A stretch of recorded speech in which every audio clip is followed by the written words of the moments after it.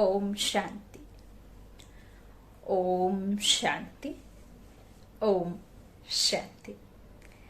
23/6/2021 प्रातः मुरली। ओम शांति। बाप दादा मधुबन। आज बेहद के बाप ने मीठे मीठे शिपा बने बच्चों से कहा, मीठे बच्चे, याद से आत्मा का खिचड़ा निकालते जाओ। आत्मा जब बिल्कुल पावन बने तब घर चल सके। प्रश्न है, इस अंतिम जन्म में बाप के किस डायरेक्शन को पालन करने में ही बच्चों का कल्याण है? उत्तर में बाबा ने कहा, बाबा कहते, मीठे बच्चे, इस अंतिम जन्म में बाप से पूरा वर्षा ले लो।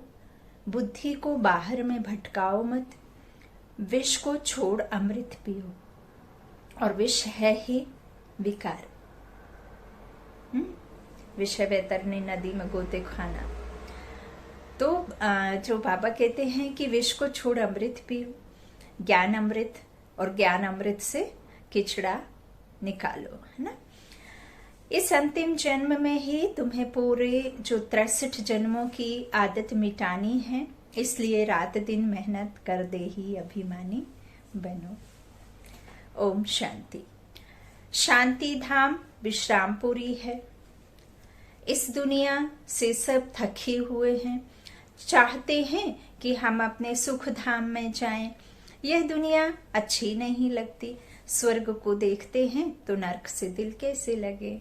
कहते हैं, बाबा जल्दी करो, इस दुख धाम से ले चलो। बाप भी समझाते हैं, यह तो छीछी दुनिया है, इनका नाम ही है डेविल वर्ल्ड, नरक। बाबा कहते, यह कोई अच्छा अक्षर है क्या? नरक अच्छा अक्षर है क्या? कहाँ डीटी वर्ल्ड और कहाँ डेविल वर्ल्ड? तो डेविल वर्ल्ड अर्थात नरक, और कहाँ डीटी? डीटी अर्थात देवी कुल, है ना। डीटीज्म धर्म, देवकुल। तो इस तरह बाबा कहते हैं कि इस डेविल वर्ल्ड में सब तंग हो गए हैं, परंतु वापस कोई जा नहीं सकते। तमो प्रधानता की जो खाद पड़ी हुई है ना, वह खाद आत्मा से निकले, उसके लिए पुरुषार्थ कर रहे हैं। यहाँ से कोई भी अपना 63 जन्मों का हिसाब किताब चुकतू किए बिना जा ही नहीं सकता। कर्मातीत बने तभी जा सके, है ना। तो किसी न किसी तरीके से उनके जो भी हैं विकर्म, वो सब बीमारी से, परेशानी से, या किसी न किसी मुश्किलों से वो निकलेंगे। और यदि बाप से जुड़ जाएंगे, बेहद की बाप की याद में रहेंगे, तो आपको चुकतू तो करने पड़ेंगे, लेकिन आपको मेहनत नहीं लगेगी, है ना। बाबा कहते हैं इस तरह से, परंतु वापस कोई ना जा सके, क्योंकि तमो प्रधानता की खाद पड़ी हुई है।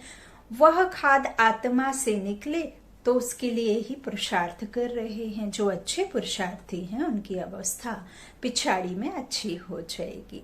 यह पुरानी दुनिया खलास हो जाएगी। अब तो बाकी थोड़े रोज हैं। जब तक बाप आकर वापस ना ले जाए, तब तक कोई वापस नहीं जा सकते। बाबा कहते, दुनिया में दुख है ना, घर में भी कोई ना कोई दुख रहता है कि नहीं रहता? तो तुम बच्चों की दिल में है, बाबा अब हमें दुखों से छुड़ाने आए हैं। जो अच्छे निश्चय बुद्धि है, वह बाप की याद को कभी भूलते नहीं। उनको कहा ही जाता है, सर्व का दुख हरता। बच्चे ही पहचानते हैं। अगर सब पहचान लें तो फिर इतने सब मनुष्य कहाँ आकर बैठे? यह तो ना, बाबा कहते, यह तो हो ना सके। इसलिए ड्रामा में युक्ति भी ऐसी रची हुई है। बाबा कहते, जो श्रीमत पर चलते हैं वहीं उच्च पद पा सकते हैं। वह तो ठीक है, सजाएं खाकर भी शांति धाम अथवा पावन दुनिया में जाएंगे, परंतु उच्च पद पाने के लिए तो पुरुषार्थ करना पड़े ना। दूसरा पावन बनने बिगर पावन दुनिया में कोई जा ना सके। सतयुगी दुनिया में तो पावन पवित्र प्योर निर्विकारी जो 16 कलाओं में संपूर्ण वही आ पाएंगे जो गोरे बनेंगे, है ना, कर्मातीत। तो इस तरह से बाबा कहते वहां तो ऐसे कोई पतित जा ना सके, है ना। पावन दुनिया में जाए तो पावन ही चाहिए। बाबा कहते हैं यह जो कहते हैं कि फलाना ज्योत ज्योत समाया वापस गया, यह तो हो नहीं सकता जब तक ये कल्प का जो है वापस रिपीट ना हो, है ना। ये जो 5000 वर्ष का बना हुआ जो ये नाटक है, जब तक वो नाटक पूरा नहीं हो तब तक कोई भी वापस जा नहीं सकता। तो बाबा कहते हैं इस तरह से वहां कोई ऐसा कहते लेकिन वहां कोई जा ना सके, यह जो कहते हैं, है ना, कि इस तरह से फलाना ज्योत ज्योत समाया। बाबा कहते जो पहले पहले सृष्टि पर आए हैं लक्ष्मी नारायण, वह भी वापस जा नहीं सकते, तो और कोई कैसे जा सकते हैं। वो जो भी लक्ष्मी नारायण बाबा कहते वो भी जा ना सके, वो भी अभी यहाँ कहीं ही जन्म लेकर के घूम रहे होंगे, है ना कहीं तो दूसरे फीचर्स के साथ होंगे। बाबा कहते इस तरह से और कोई कैसे जा सकते हैं। इनकी भी अब 84 जन्म पूरे हुए, अब जाने के लिए तपस्या कर रहे हैं। सब पुकारते ही हैं एक बाप को, ओ गॉड फादर, ओ लिबरेटर, ओ गॉड फादर। हाँ, ऐसे कहते ना, वह गॉड फादर है, दुख हरता सुख करता। यदि वही दुख दे और वही सुख दे तो फिर उसे क्यों हम याद करें। तो वो जब दुख देने वाला होता है तो फिर उसे भी दुख भोगना है ना। तो दुख तो हम मनुष्य आत्मा ही आकर के एक दूसरे को दुख देते हैं। वो पिता तो किसी को दुख नहीं देता, वो तो है ही दुख हरने वाला, तो वो दुख कैसे कर सकता है ना। यदि वो दुखी करे तो फिर उसको भी तो दुख भोगने पड़ेंगे। बाबा कहते इस तरह से पुकारते हैं, हाँ, कि दुख हरता सुख करता। तो कृष्ण आदि और किसको थोड़े ही पुकारते हैं, है? अब वो कृष्ण को पूरे संसार के लोग तो कृष्ण को भगवान नहीं मानते ना। हाँ, उस बच्चे को कैसे कोई गॉड कह सकता है ना। तो बाबा कहते हैं कि कृष्ण आदि जो है और किसको थोड़े ही पुकारते हैं। क्रिश्चियन हो मुसलमान हो सब ओ गॉड फादर कह बुलाते हैं। और जैसे ही आप ईश्वर परमात्मा भगवान का नाम लेते हैं वैसे ही आपकी बुद्धि ऊपर की ओर चली जाती है। यदि वो गण कण में हो, ठिक्कर बित्तर में हो, तो बुद्धि नीचे ही रहे ना, बुद्धि ऊपर की ओर क्यों चली जाती है। गॉड फादर कहते हैं, अल्लाह कहते हैं, नूर कहते हैं, शिव कहते हैं, कल्याणकारी कहते हैं, ज्योतिर कहते हैं, निराकारी कहते हैं। तो ये सब एक है ना।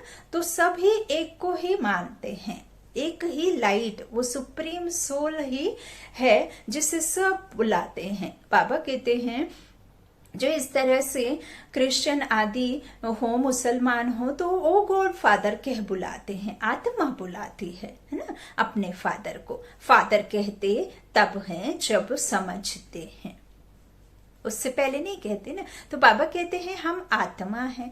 आत्मा भी कोई चीज है ना, आत्मा कोई बड़ी चीज नहीं है। हाँ, बाबा कहते हैं वह तो एक स्टार है और अति सूक्ष्म है। जैसे बाबा है वैसे ही आत्मा का स्वरूप है। अब तुम बाप की महिमा करते हो, वह सत्य चित्त ज्ञान का सागर, आनंद का सागर है। तुम्हारी आत्मा भी उनके समान बनती है। बाबा कहते तुम्हारी बुद्धि में अब सारे सृष्टि के आदि मध्य अंत का ज्ञान आ गया है और कोई मनुष्य मात्र में यह ज्ञान नहीं है। सारा भारत सारी विलायत ढूंढ लो, कोई को भी पता नहीं। आत्मा 84 जन्मों का पार्ट बजाती है। 84 लाख तो इम्पॉसिबल है। 84 लाख जन्मों का तो कोई वर्णन ही ना कर सके। बाप कहते हैं तुम अपने जन्मों को नहीं जानते हो, हम सुनाते हैं। वह सब सुनते हुए भी पत्थर बुद्धि समझते नहीं कि 84 लाख जन्म हो तो कोई सुना ही कैसे सकते। ये 5000 का ही नहीं सुना पाते तो 84 लाख का कैसे सुना सकते। बाबा कहते हैं अभी तुम जानते हो हम ब्राह्मण हैं, हमने 84 जन्म लिए हैं। ब्रह्मा ने भी 84 जन्म लिए हैं, विष्णु ने भी 84 जन्म लिए हैं। जिसका सबसे पहले आदि में पार्ट है उनके सबसे जास्ती जन्म है ना। तो सबसे जास्ती भक्ति भी उन्हीं ने की, सबसे जास्ती फल भी उनको ही मिलता। तो बाबा कहते हैं ब्रह्मा सो विष्णु और विष्णु सो ब्रह्मा। जब ब्रह्मा सो विष्णु बनना, फिर विष्णु से ब्रह्मा बनने के लिए उन्हें 84 जन्म लेने पड़ते हैं, उनका अंतिम जन्म है ना। तो बाबा कहते लक्ष्मी नारायण ही 84 जन्म ले, फिर ब्रह्मा सरस्वती बनते हैं और ब्रह्मा और सरस्वती यहाँ ही होना है।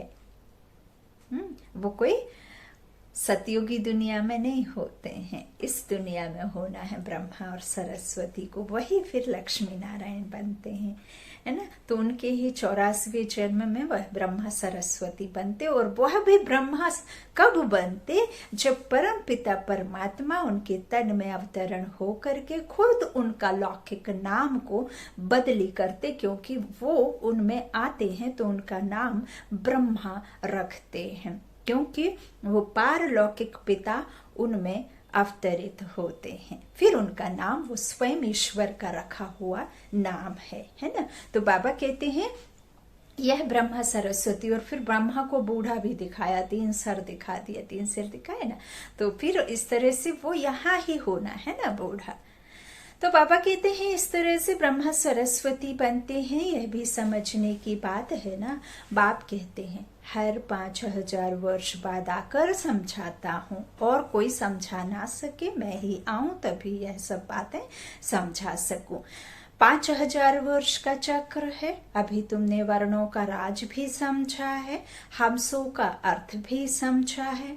हम आत्मा सो देवता बनते हैं, फिर हम सो क्षत्रिय, हम सो वैश्य और शूद्र बनते हैं। इतने जन्म लेते हैं, फिर हम सो ब्राह्मण बनते हैं। ब्राह्मणों का यह एक जन्म है, यह है ही तुम्हारा हीरे जैसा जन्म। बाप कहते हैं यह तुम्हारा उत्तम शरीर है, इससे तुम स्वर्ग का वर्षा पा सकते हो, इसलिए अब और कोई तरफ भटको मत। ज्ञान अमृत पियो, समझ में भी आता है, बरोबर 84 जन्म लेते हैं। तुम पहले सतयुग में सतो प्रधान थे, फिर सतो बने, फिर चांदी की खाद पड़ी, एकदम पूरा हिसाब बताते हैं। अब गवर्नमेंट भी कहती है सोने में खाद अर्थात अलाय मिलाओ, कहते ना। तो 14 कैरेट सोना पहनो, सोने में खाद डालना, यह भारतवासी अपशगुन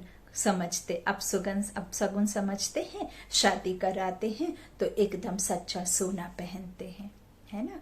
तो बाबा कहते हैं सोने पर भी तो भारतवासियों का बहुत प्यार है, और कोई इतने सारे कंट्रीज हैं, इतने देश विदेश में इतने बड़े बड़े देश हैं, कोई भी उतना ज्यादा क्रेज किसी को भी नहीं है गोल्ड पहनने का। सिर्फ और सिर्फ भारतवासी ही गोल्ड और इतना सारा दुल्हन को सजाना और इतना ये जेवर जो चला है ना, तो वह सब अपने भारतवासियों को ही इतना इंटरेस्ट है और किसी को नहीं है। तो बाबा कहते हैं इस तरह से सोने का जो है तो भारतवासियों को बहुत प्यार है। क्यों?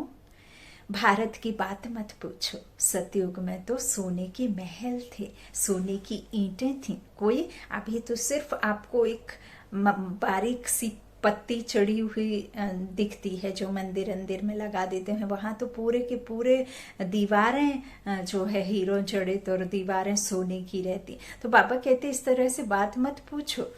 जैसे यहाँ ईंटों की ढेरी लगी रहती, वहां सोने चांदी की ढेरी लगी रहती है। माया मच्छंदर का खेल दिखाते हैं। बाबा कहते हैं माया मच्छंदर का खेल दिखाते हैं। उसने सोने की ईंटें देखी, सोचा ले जाता हूँ, नीचे उतरा तो देखा कुछ भी नहीं है। कुछ ना कुछ बात लगती है, बच्चियां समझती हैं। अभी हम फिर से स्वर्ग में जाते हैं, फिर अगर पति आदि तंग करते हैं तो बेचारी अंदर में रोती हैं। बाबा कहते कब हम सुखधाम में जाएंगे, ऐसा कहते हैं ना। तो बाबा अब जल्दी करो। बाप कहते हैं बच्चे जल्दी कैसे करूं, पहले तुम योग बल से अपना किचड़ा तो निकालो, है ना। बाबा कहते योग की यात्रा पर रहो, बाप धीरज देते हैं, पुकारते भी हो, हे पतित पावन आओ, गाते भी हैं सर्व का सदगति दाता एक। यहाँ की ही बात है, अक्कासुर बक्कासुर यह सब बातें संगम समय की हैं। बाबा कहते हैं कोई राक्षस को किसी सुदर्शन चक्र से मारना, किसी हथियार से मारना, किसी वेपन से मारना, ऐसा सब कुछ भी नहीं है। ये अक्कासुर बक्कासुर सब हमारे आसुरी अवगुण हैं, जिनको आपको योग बल से खत्म करना है। तो इस तरह से यह सब संगम की ही बातें हैं। यह है ही आसुरी दुनिया। तो बाप समझाते हैं मैं कल्प कल्प संगम पर आता हूँ।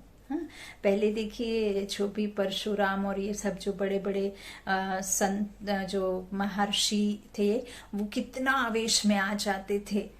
तप में बैठे रहते थे, कोई उनका भंग कर देता था तपस्या तो वो तुरंत श्राप दे देते थे। ऐसे सब सुना है ना आपने। तो कोई भी जो महान होता है या जो भी संत आदि होते हैं, तो वो आवेश में आकर के क्या कोई इस तरह से करता है क्या? वो उनको भगवान की पदवी देनी चाहिए, है ना।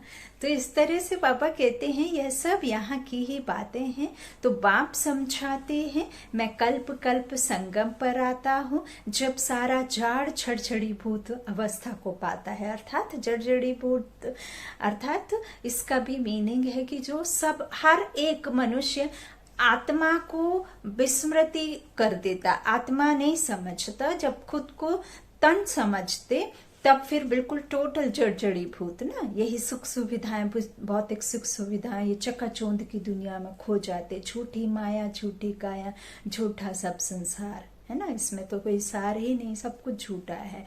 और जो हमारे दैवी कुल है, सतियों की दुनिया है, वहां ऐसा नहीं है कि स्थूल धन नहीं था, लेकिन वहां सिर्फ विकार नहीं थे। निर्विकारी होने की वजह से ऐसा नहीं है। माया उसे नहीं कहा गया, स्थूल धन को माया नहीं कहते, माया कहते हैं 5 विकारों को। तो वो 5 विकार वहां रिंचक मात्र भी किसी के पास में भी नहीं, तो वहां दुख नहीं था, है ना। यहाँ ये माया है, 5 विकार हैं, इसीलिए दुख ही दुख है। बाबा कहते हैं यहाँ जो सारा झाड़ है संगम जो कल्प के अंत में, पूरा झाड़ जो जड़जड़ीभूत अवस्था को पाता है, तभी मेरा ड्रामानुसार पार्ट है, तब मैं आता हूँ, है ना। हर एक आत्मा पुकारती है। तो तुम जानते हो सतयुग में हर चीज सतो प्रधान होती है ना। हमारी सतो अवस्था होने के समय हम सुख पाते हैं, है ना। तो यहाँ इतने पंछी जानवर आदि हैं, यह सब इतने वहां नहीं होंगे। बड़े आदमियों के पास अच्छी सफाई रहती है, उन्हों के रहने का स्थान, फर्नीचर आदि सब बहुत अच्छा होता है। तुम भी इतने ऊंच देवताएं बनते हो, वहां ऐसी कोई छीछी चीज रह ना सके। यहाँ तो मच्छर आदि अनेक प्रकार की बीमारियां, कितनी गंदगी है। गांवों में इतना गंद नहीं रहता, बड़े बड़े शहरों में बहुत गंदगी रहती है, क्योंकि बहुत मनुष्य हो गए हैं, रहने की जगह नहीं है। तुम सारे विश्व के मालिक बनते हो। बाबा कहते हैं मनुष्य गाते हैं घट ही में ब्रह्मा, घट ही में विष्णु, घट ही में 9 लाख तारे। बाबा कहते ब्रह्मासु विष्णु बन जाते हैं। विष्णु के साथ सितारे भी हैं। सतयुग में यह देवता बनते हैं, तो इतने थोड़े ही होते हैं, है ना। तो बाबा कहते हैं सितारे, 7 सितारे हैं ना विष्णु के साथ। तो बाबा कहते हैं यह फिर सतयुग में यही सितारे देवता बन जाते हैं। इतने थोड़े ही होते हैं। झाड़ पहले छोटा होता है, फिर वृद्धि को पाता है। सतयुग में तो बहुत थोड़े होंगे। बाबा कहते हैं मीठी नदियों के ऊपर रहते होंगे, वहां नदियों से बहुत कैनाल्स निकलते हैं, वहां कैनाल्स आदि थोड़े ही होते हैं। मुट्ठी जितने तो मनुष्य होते हैं। अब इतने के लिए गंगा जमुना तो है ही, हाँ, तो उन नदियों के ही आसपास रहते हैं। 5 तत्व भी देवताओं के गुलाम बन जाते हैं।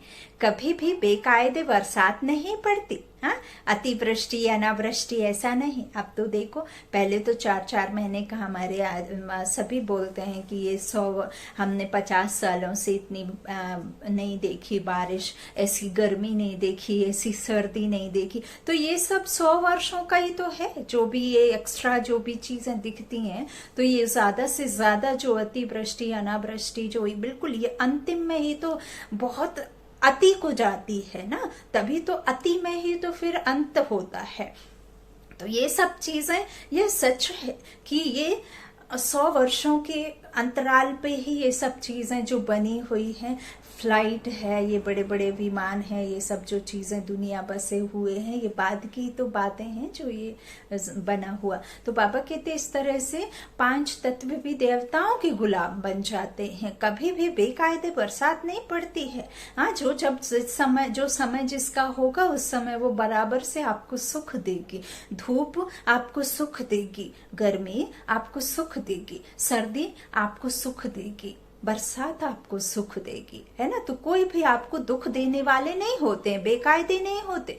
कभी नदी उछाल नहीं खाती। नाम ही है स्वर्ग, तो फिर क्या।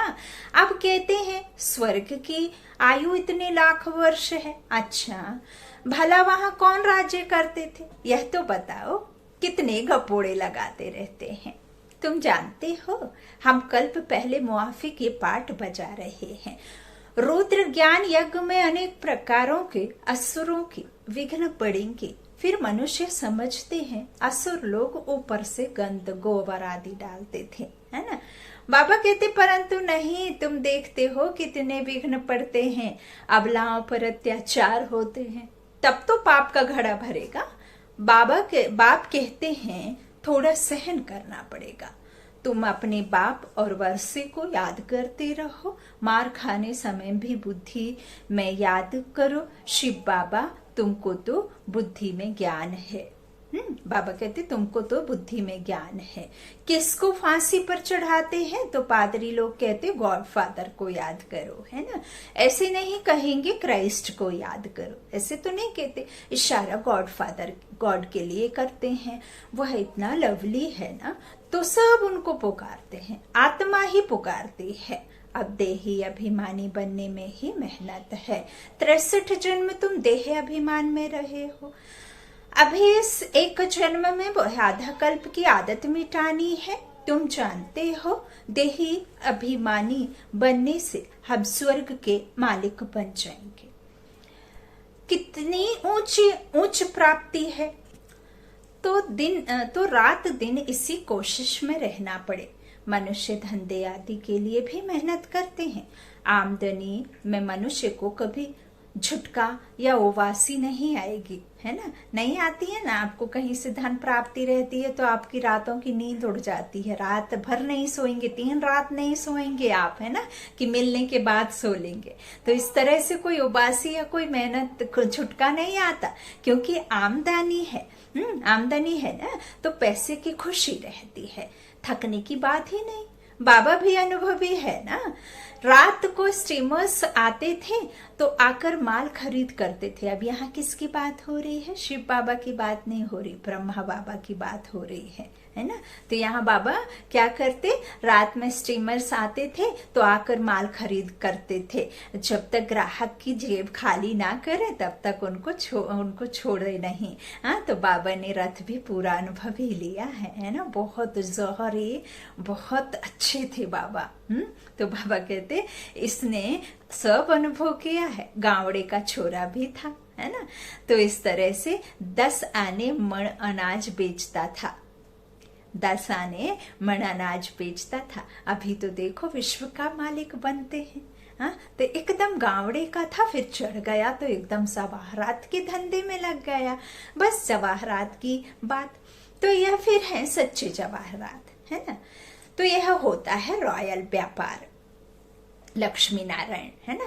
तो यह है सच्चे जवाहरात और यह है रॉयल व्यापार। किसके साथ में करना, ईश्वर बाबा के साथ में करना। तो बाबा बहुत अनुभवी है ना। झट से जैसे ही उनको पता चला कि मुझे क्या बनना है, क्या मिलना है, क्या प्राप्ति होनी है, तो उन्होंने सेकंड्स में अपना सब कुछ तन मन धन सब कुछ बलिदान कर दिया है ना, बलिदान कर दिया। तो बाबा कहते हैं इस तरह से बाबा बहुत अनुभवी है। बाबा जो है वाइस राय आदि के घर में ऐसे जाते थे जैसे अपना जो है अपना घर। इनको फिर कहा जाता है अविनाशी ज्ञान रत्न। जितना यह बुद्धि में धारण करेंगे इससे तुम पद्मपति बनेंगे। शिव बाबा को कहा जाता है सौदागर रत्नागर। उनकी महिमा भी गाते हैं, फिर कह देते सर्वव्यापी। महिमा के साथ फिर इतनी ग्लानि, कैसी हालत हो गई है भक्ति मार्ग की। बाप कहते हैं जब भक्ति पूरी होती है तब भक्तों का रक्षक बाप आते हैं। बहुत भक्ति कौन करते हैं यह भी सिद्ध हो जाता है। सबसे जास्ती भक्ति तुम करते हो, वही यहाँ आकर पहले पहले ब्राह्मण बने हैं और बाप से वर्षा लेते हैं, फिर से पूज्य बनने का। रावण ने पुजारी बनाया है। बाबा कहते हैं बाप पूज्य बनाते हैं, यह है भगवान वाच। भगवान एक है, 2-3 भगवान होते नहीं। बाबा कहते हैं इस तरह से जो है गीता भगवान की गाई हुई है, ना कि कृष्ण की। शिव भगवान वाच के बदले कृष्ण का नाम ठोक दिया है, तो कितना फर्क हो गया है। ड्रामा अनुसार फिर भी गीता का नाम ऐसे बदलना ही है, ये कोई नई बात नहीं है। बाबा कहते हैं रावण पतित बनाते हैं तो समझने की कितनी बुद्धि चाहिए। श्रीमत श्रेष्ठ ते श्रेष्ठ मत है ही एक बाप की। यह लक्ष्मी नारायण स्वर्ग के मालिक बाप की मत से ही बने हैं। अच्छा बाप दादा का याद प्यार, मीठे मीठे सिकी लाधे, अर्थात कल्प पहले बिछड़े हुए मेरे प्यारे बच्चों जो अपने पिता से बिछड़ गए, सिकी लाधे। बच्चों प्रति माता पिता बाप दादा का याद प्यार और गुड मॉर्निंग। रूहानी बाप की रूहानी बच्चों को नमस्ते। हम रूहानी बच्चों की रूहानी माता पिता बाप दादा को याद प्यार और गुड मॉर्निंग। शुक्रिया बाबा, मीठे बाबा, प्यारे बाबा, सबका साथी सबका सहारा। धारणा के लिए मुख्य सार बाबा ने पहला कहा, इस जन्म में 63 जन्मों के पुराने देह अभिमान की आदत मिटाने की मेहनत करनी है। देही अभिमानीपन स्वर्ग का मालिक बनना है। दूसरा बाबा ने कहा, इस हीरे तुल्य उत्तम जन्म में इस बुद्धि को भटकाना नहीं है, सतो प्रधान बनना है। अत्याचारों को सहन कर बाप से पूरा वर्षा लेना है। अब अत्याचार कौन से जो बाप की याद में ना रहने देते हैं, तो उन्हें सहन कर बाबा को और घना याद करना है ना। कोई भी आपको कुछ कहता है, आपके अपमान करता है, शरीर का, इस लौकिक नाम का, इस मान का अपमान करता है, तो फिर आपको उसे सहन करना है। ये नहीं कि भूखे प्यासे रह करके सहन करना है ना, और उससे भगवान मिलता है, ऐसा नहीं है। आज का वरदान है सोचना, बोलना और करना तीनों को समान बनाने वाले सर्वोत्तम पुरुषार्थी भव। सभी शिक्षाओं का सार है कि कोई भी कर्म से देखने, उठने, बैठने, चलने, सोने से फरिश्तापन दिखाई दे। हर कर्म में अलौकिकता हो, कोई भी लौकिकता कर्म व संस्कारों में ना हो। सोचना, करना, बोलना सब समान हो, है ना। एक रस स्थिति, अर्थात जो आपके मन में है वही आपके मुख में हो, वही आपके कर्म में हो। ऐसे नहीं कि सोचते थे कि यह ना करें लेकिन कर लिया। जब तीनों ही एक समान और बाप समान हो तब कहेंगे श्रेष्ठ व सर्वोत्तम पुरुषार्थी। तो स्लोगन आज का बाबा ने दिया, जिम्मेवारी उठाना अर्थात एक्स्ट्रा दुआओं का अधिकारी बनना। अब तो दुआ दो, दुआ लो, यही एक ऐसा है जो आपके अंतिम समय बहुत अधिक काम आएगा, है ना। तो जिम्मेवारी उठाना अर्थात एक्स्ट्रा दुआओं का अधिकारी बनना। ओम शांति, ओम शांति, ओम शांति।